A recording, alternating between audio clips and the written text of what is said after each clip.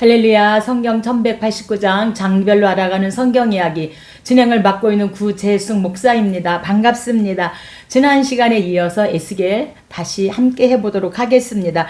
에스겔은 유다의 제사장이고 선지자로 유다 왕국의 역사상 가장 비참한 시기, 즉 유다의 온 백성들이 바벨론의 포로로 끌려가 있던 70년 포로의 땅 바벨론에서 하나님의 말씀을 듣고 비탄에 빠진 백성들을 위하여서 사역했던 선지자가 에스겔 선지자입니다. 에스겔은 예루살렘이 최후 공격을 받기 이전에 바벨론의 포로로 끌려갔는데 그는 예언, 비유, 상징, 표징 등을 사용하여 포로가 된 백성들에게 하나님의 메시지를 극적으로 전달합니다. 그래서 유다가 마른 뼈가 되었으니 그게 에스겔 37장 마른 뼈 소생이죠. 하나님은 그들을 다시 불러 모아 그들에게 생명을 불어넣어 다시 한 민족을 이루게 하실 것이다. 즉 그들의 현재 고통 뒤에는 미래의 영광이 따를 것인데 그것은 너희로 나를 여호와인 줄 알게 하려 함이니라. 그래서 이 책에서는 에스겔이라는 이름이 2번 나오지만 구약 성경의 다른 곳에서는 전혀 에스겔이라는 이름이 나오지 않습니다. 19장입니다. 19장은 남유다의 멸망 애가입니다. 본장의 사자 비유는 유다의 두 왕 여호아하스와 여호야긴이 하나님의 율법을 따르지 않고 이방의 군왕들처럼 압제와 포악을 자행하다가 맞게 될 비극적 종말을 경고한 내용이 멸망 애가입니다. 그리고 포도나무 비유는 유다의 마지막 왕 시드기야 역시 돌이켜 회개할 줄 모르고 행악하다가 결국 유다 백성들과 함께 3차 포로로 멸망당할 것을 경고하고 있습니다. 1절입니다. 성경 가지고 계신 분은 저와 함께 성경을 찾아가면서 함께 은혜 나누면 좋겠습니다. 너는 이스라엘 고관들을 위하여 애가를 지어 부르라. 내 어머니는 무엇이냐? 암사자라. 그가 사자들 가운데 엎드려 젊은 사자 중에서 그 새끼를 기르는데, 그래서 여기서 암사자는 신정국가인 하나님만 섬기는 신정국가인 이스라엘을 가리키고 있고, 사자는 이스라엘을 둘러싸고 있는 이방 족속들을 가리키고 있습니다. 그래서 암사자라. 그가 사자들 가운데 엎드려 젊은 사자 중에서 그 새끼를 기르는데, 그래서 이 신정국가인 하나님만 섬기는 이스라엘을 가리키고 있습니다. 3절 그 새끼 하나를, 그래서 여기 새끼 하나는 여호아하스. 그래서 여호아하스는 3개월 바벨론, 그 다음에 항복 포로죠. 여호아하스. 이방이 듣고 함정으로 그를 잡아 갈고리로 꿰어 끌고 애굽으로 간지라. 그래서 BC 609년에 애굽의 바로 누구가 여호아하스를 애굽으로 끌고 간 그 사실을 이렇게 그 새끼 하나를 이방이 듣고 함정으로 그를 잡아 갈고리로 꿰어 애굽 땅에 간지라 이렇게 말씀하고 있습니다. 그래서 우리가 요시야 때 갈그미스 전투, 그래서 무기또에서 애굽이 이제 갈 때 그것을 저지함으로 무기또에서 요시야 왕이 죽고 그 다음에 갈그미스 전투하고 오는 길에 애굽 왕이 이제 여호아하스를 데리고 간 사건이죠. 5절 암사자가 기다리다가 소망이 끊어진 줄을 알고 그 새끼 하나를 골라 젊은 사자를 키웠더니, 그래서 여호아하스 다음에 여호야긴입니다. 젊은 사자는 여호야김의 아들 여호야긴을 가리키고 있습니다. 20장입니다. 20장은 패역 역사입니다. 20장부터 24장까지는 이스라엘 민족의 죄악을 지적하는 가운데 그들에게 임할 하나님의 심판을 최종적으로 선포하고 있습니다. 20장은 출애굽부터 예루살렘 멸망 직전까지의 이스라엘 민족의 지난 역사를 회고하고 있습니다. 이스라엘 백성은 하나님의 긍휼에도 불구하고 끝까지 불순종의 길을 걸어 멸망을 자초한 것에 대해서 패역 역사를 말씀하고 있습니다. 8절입니다. 그들의 눈을 끄는 바 가증한 것을 각기 버리지 아니하며 애굽의 우상들을 떠나지 아니하므로 내가 말하기를 내가 애굽 땅에서 그들에게 나의 분노를 쏟으며 그들에게 진노를 이루리라 하였노라. 그래서 애굽에서 430년 동안 이제 이들이 패역한 그 역사를 지금 이렇게 8절에서 말씀하고, 하나님께서 고센 땅을 따로 정하여 이들이 살게 했음에도 불구하고 애굽의 우상들을 떠나지 아니하였다. 이렇게 이들의 패역 역사에 대해서 말씀합니다. 12절입니다. 내가 그들을 거룩하게 하는 여호와인 줄 알게 하려고 내 안식을 주어 그들과 나 사이에 표징을 삼았노라서, 내 안식을 주었다는 것은 안식일의 주인은 오직 하나님 아버지이심을 말씀하고, 이스라엘 백성들이 안식일을 지키는 것은 엄청난 축복임을 말씀합니다. 왜냐하면 안식일은 하나님의 안식에, 할렐루야, 참여할 수 있는 거룩한 백성이 되었다는 징표이기 때문입니다. 그러나 유대인들은 후에 이 안식일의 정신을 저버리고 안식일을 단지 그냥 맹목적인 하나의 율법으로 타락시켜 버리게 되어집니다. 내가 하나님 앞에 예배했으니 복을 주시겠지? 이렇게 정말 하나님의 그 안식에 참여하는 이 축복을 이들이 저버렸다고 하는 사실입니다. 13절, 이스라엘 족속이 광야에서 내게 반역하여 나의 율례를 준행하지 아니하며 나의 규례를 멸시하였고 나의 안식일을 크게 더럽혔으므로 내가 이르기를 내가 내 분노를 광야에서 그들에게 쏟아 멸하리라 하였으나. 그래서 우리가 민수기 13장 정탐 보고 12명이 이제 정탐을 하고 돌아와서 보고할 때 10대 2로 갈라지죠.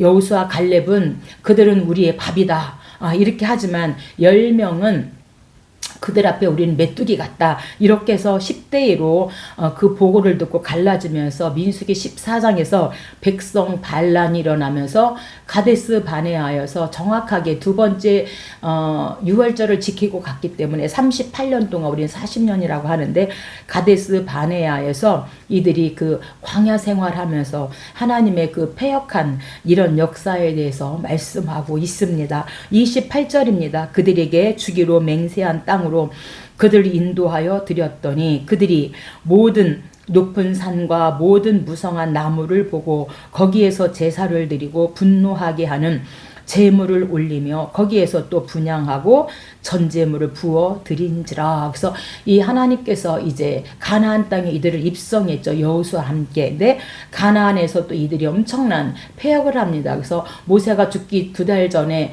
1차, 2차, 3차 고별 설교를 이 세대들에게 하나님께서 잊지 말라. 하나님 너희들이 복을 받았을 때 가나안에서 하나님의 은혜를 잊으면 안 된다. 그리고 13장에서 신명기 우상을 진멸하라. 우상 숭배하는 것이 너의 아내라 할지라도 부모라 할지라도 자녀라 할지라도 진멸하고 우상 숭배하지 말아라 이렇게 말씀해도 불구하고 가나안 7족속을 하나님께서 멸하라고 했는데도 가나안의 그 7족속에 섬기던 그런 우상으로 인하여서 이들이 우상에게 축복을 빌었다는 거예요. 그래서 하나님께서 이들의 그 패역 역사를 말씀합니다. 그래서 분노하게 하는 제물은 우상에게 축복을 빌기 위해 바쳐진 제물이었지만 결국 스스로 유대 백성들이 스스로 화를 불러 드리는 그런 제물이 되었다는 뜻으로 말씀하고 있습니다. 31절입니다. 너희가 또 너희 아들을 화제로 삼아 불 가운데로 지나게 하며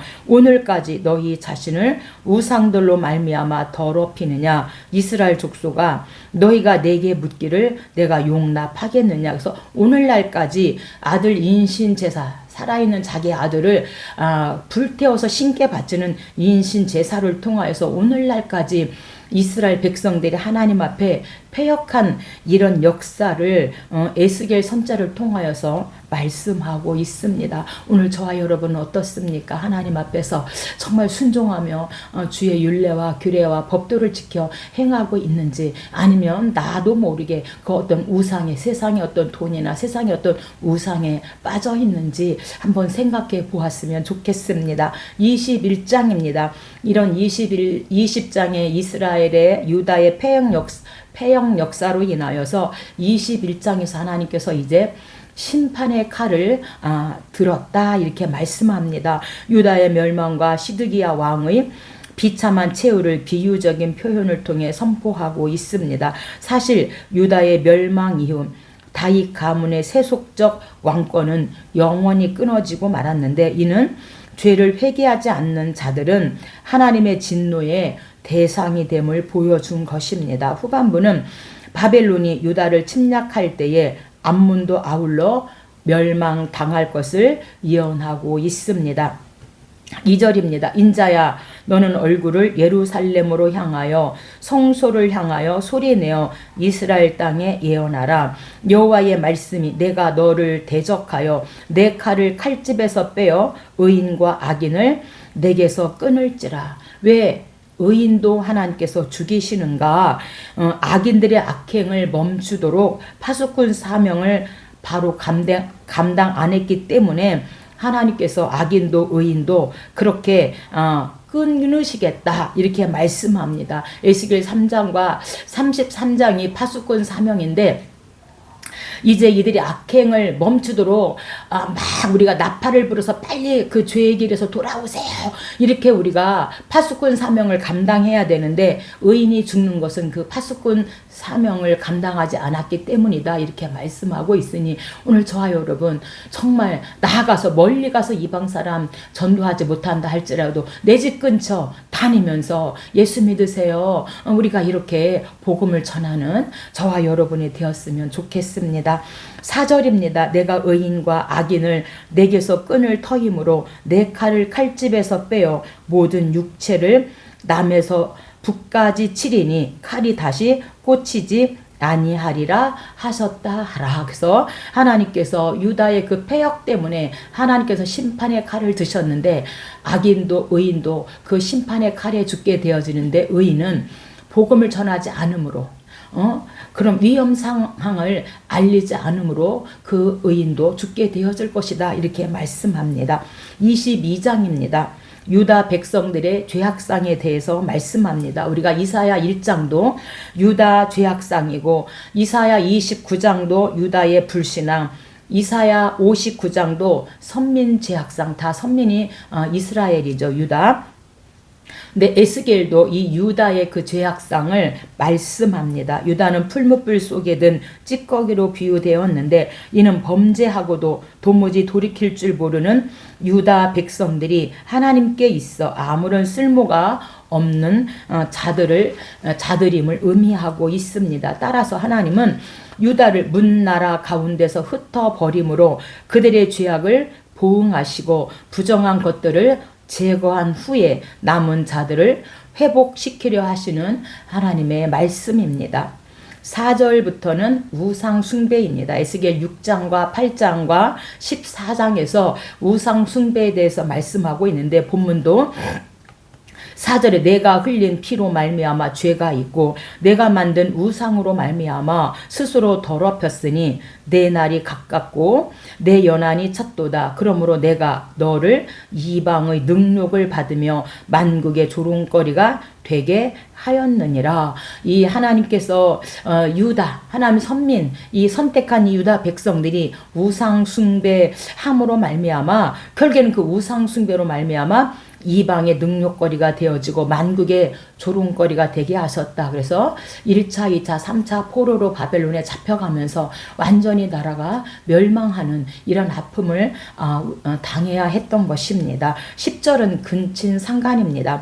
10절입니다. 자기 아버지의 하체를 드러나는 자도 있었으며 월경하는 부정한 여인과 관계하는 자도 있었으며 그 이웃의 아내와 가증한 일을 그의 며느리를 더럽혀 음행하였으며 아버지의 딸과 관계하였으며 그래서 유다 백성들의 죄악상을 낱낱이 지금 하나님께서 에스겔을 통하여 말씀하는데 우리가 레위기 18장과 20장에서 이 근친상간 이거에 대해서 하나님께서 자세하게 동성연애라든가 이런 거에 대해서 말씀하는데, 오늘 이 유다 백성들은 현재 이르기까지 이렇게 근친상간을 통하여서 이들이 범죄하는 이런 것을 우리 주님께서 에스가를 통하여 말씀하고 있습니다. 23장입니다.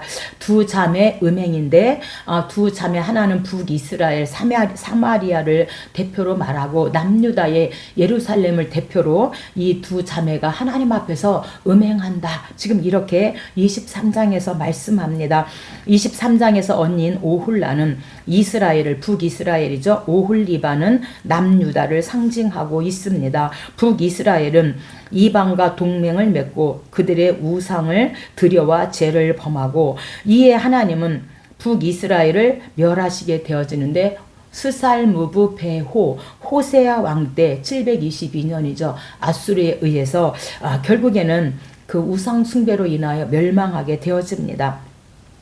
이것을 목격한 유다는 마땅히 북이스라엘이 먼저 멸망하는 것을 보고 마땅히 회개하고 하나님께 돌아서야 했지만 그렇지 않았기에 하나님은 유다 역시 북이스라엘처럼 유다도 멸망할 것을 경고하고 있습니다. 2절입니다. 두 여인이 있었으니, 여인은 여호와의 택하신 백성을 여호와의 아내로 그렇게 묘사하고 있습니다. 여기서 오홀라는 사마리아 북이스라엘을 의미하고 오홀리바는 남유다의 예루살렘을 의미하고 있습니다. 3절, 그들이 애굽에서 행음하되 어렸을 때에 행음하여 그들의 유방이 눌리며 그 처녀의 가슴이 어루만져 졌나니. 해서 애굽에서 행음했다는 것은 이스라엘은 애굽에서 종살이 할 때부터 이미 애굽의 그 우상들에 오염되어서 우상 숭배하고 있었다, 이렇게 말씀합니다. 그래서 우리가 모세와 함께 출애굽할 때 10가지, 애굽의 그 10가지 가장 대표되는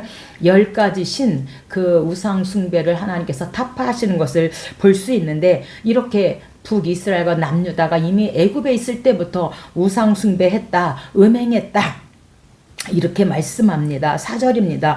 그 이름이 형은 오홀라요, 아우는 오홀리바라. 오홀라는 사마리아요, 북이스라엘의 수도죠. 오홀리바는 예루살렘이니라. 그래서 이 오홀라는 그녀 자신의 장막이라는, 오홀라는 이런 이름의 뜻을 가지고 있습니다.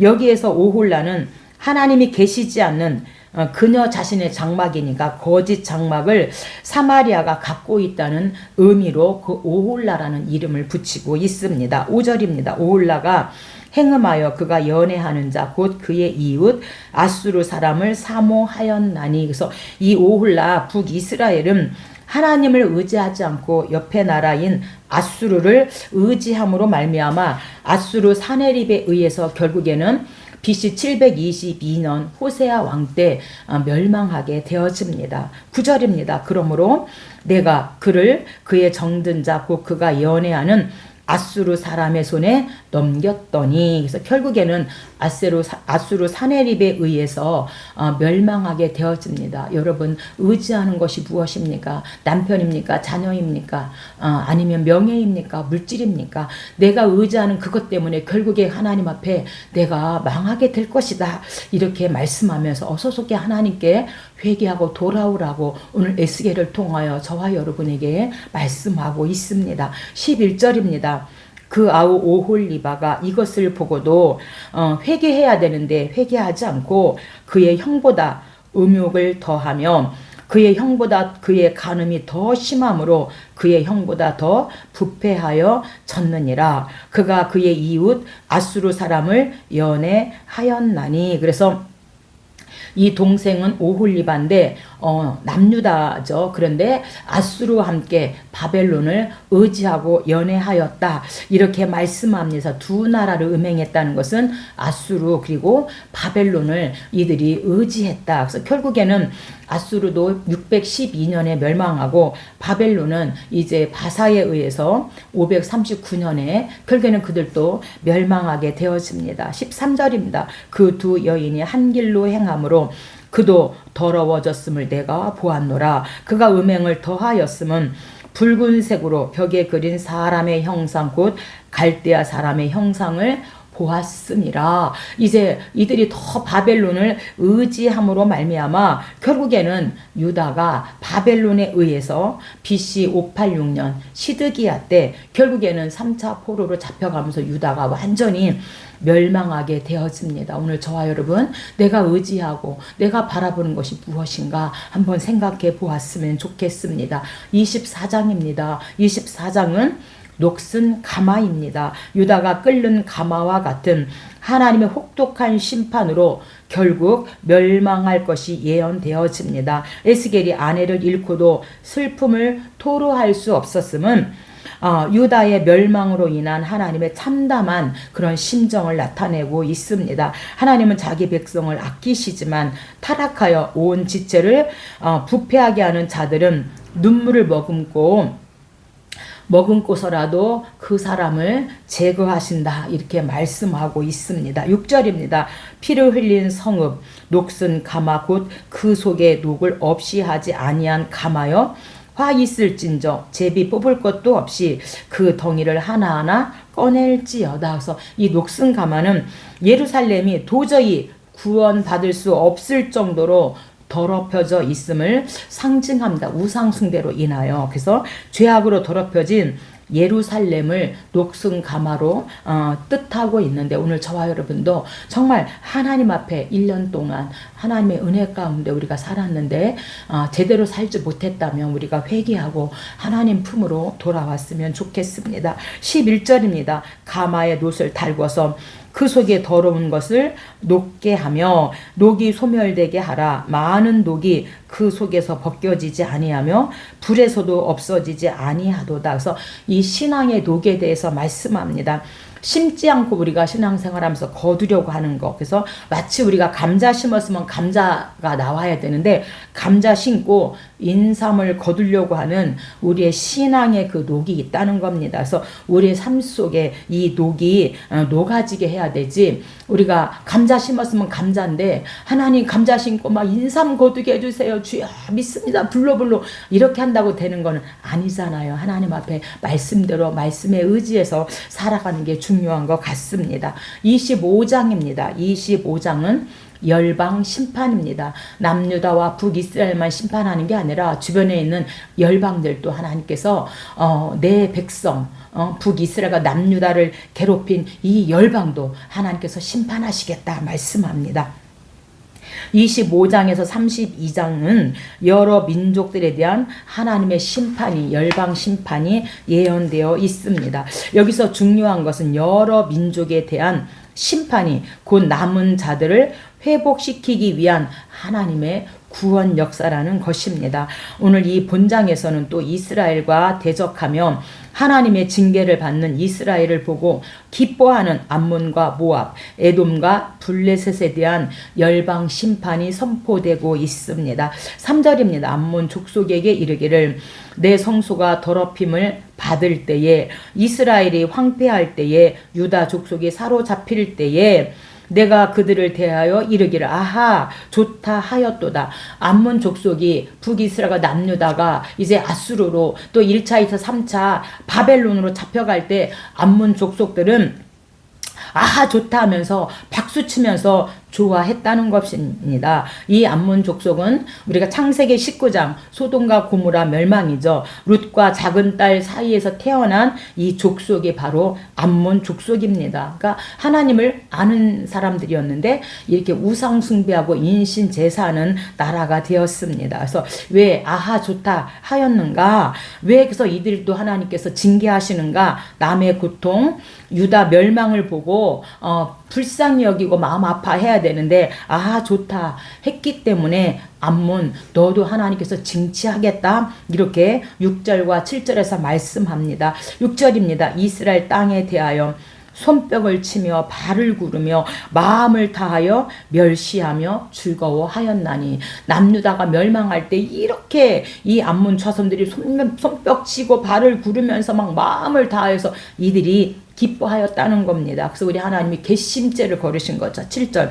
그런즉 내가 손을 내 위에 펴서 너를 다른 민족에게 넘겨주어 노략을 당하게 하며 너를 만민 중에서 끊어버리며 너를 여러 나라 가운데서 패망하게 하여 멸하리니 내가 주 여호와인 줄을 너희가 알리라. 8절. 모압과 세일에 이르기를 유다 족속은 모든 이방과 다름이 없다 하도다. 그래서 이 모압도 창세기 19장 소돔과 고모라 멸망할 때 롯과 큰 딸을 통해서 세워진 나라가 모압인데 여기도 밀곰, 그래서 인신 제사하는 나라가 되어집니다. 그리고 세일은 에서의 후손으로 에돔 멸망, 에돔이 결국에는 오바댜서를 통하여서 이스라엘 백성들이 이제 그 가나안을 향하여서 가데스 바네아를 향하여서 갈 때 길을 내어주지 않죠. 왕의 대로로 우리가 가겠다. 우리가 전혀 피해를 입혔다면 다 물어주겠다. 그런데도 노했어요. 그래서 결국에는 오바댜서를 통하여 에돔 멸망을 외치고 결국에는 이 에돔이 멸망하게 되어지죠. 그래서 신약에서는 다시 이 에돔이 다시 이두메로 세워지고 헤롯 분봉왕이 이 바로 이두메를 통하여서 나오게 되어집니다.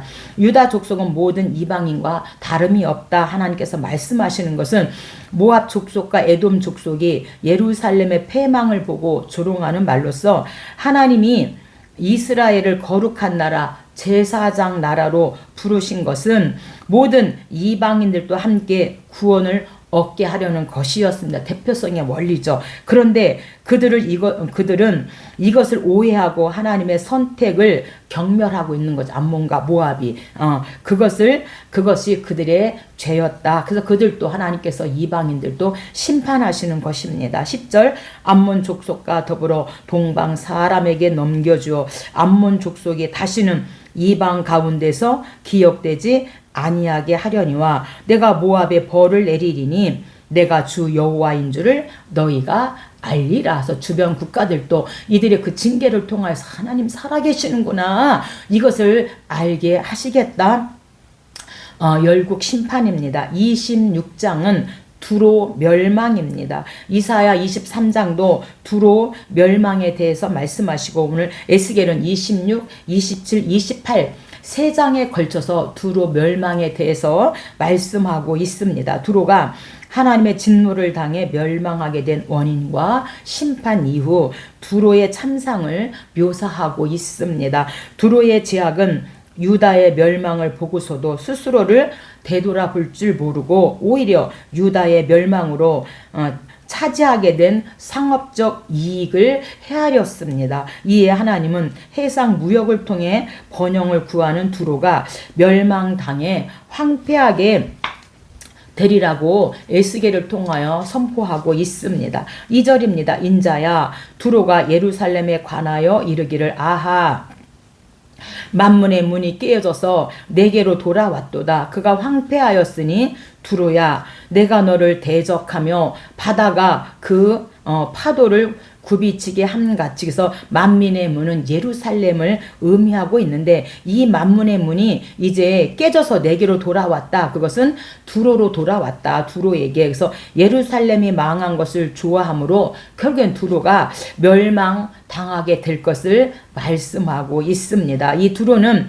시돈 맞은편 남쪽 32km 지점에 위치한 옛 그 두로를 가리키는 것이 아니라 그곳에서 약 800m 정도 떨어져 있던 섬을 가리키고 있습니다. 아수르가 이곳을 공격했으나 함락시키지 못하였고 훗날 알렉산더 헬라의 알렉산더가 함락시킨 곳입니다. 3절입니다. 여러 민족들이 와서 너를 치게 하리니 그들이 두로의 성벽을 무너뜨리며 그 망대를 헐 것이요 나도 티끌을 그 위에서 쓸어버려 맨 바위가 되게 하며 14절 너를 맨 바위가 되게 한즉 내가 금을 말리는 곳이 되고 다시는 건축되지 못하리니. 그래서 다시는 이제 건축되지 못하고 그 두로가 맨 바위가 되게 할 것이다. 결국엔 두로가 망하게 될 것이다. 왜?